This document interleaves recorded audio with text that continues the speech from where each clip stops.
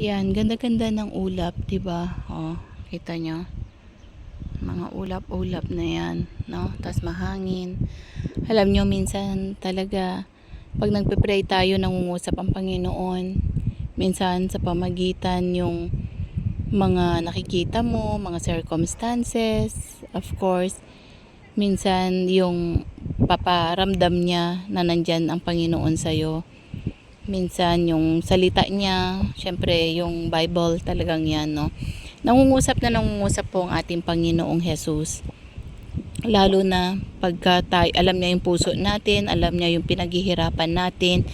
Isang araw nga talaga yung bigla na lang na sabi ng Panginoon na yung parang mga awit, no? Yung mga kanta-kanta, bigla na lang na talagang nag-ano ako sa mga awit, mga kanta na bawat lyrics, alam mo yung lyrics ng mga salita ng Panginoon, talagang nabibless ako na parang sa akin talaga yon, yung kanta ni na pamagat ay Jesus, yung ang tanging alay ko, yung mga basic talaga ng kanta noon. Tapos pag nagrema siya, no, talagang grabe.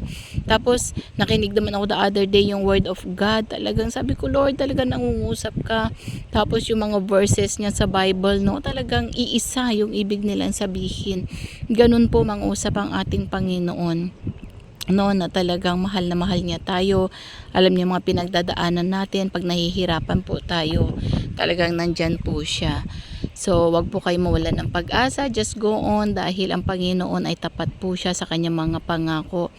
Maaari hindi pa natin siya nakikita, hindi pa natin nararamdaman, o hindi pa natin nararanasan yung mga pangako, pero darating na darating po yan, at ibibigay na ibibigay po niya yan sa tamang panahon. Hindi po yung perfect time natin, kundi yung perfect time ng ating Panginoong Jesus, dahil tapat po mangako ang Panginoon. So muli po, shalom shalom, and God bless you all. Bye for now.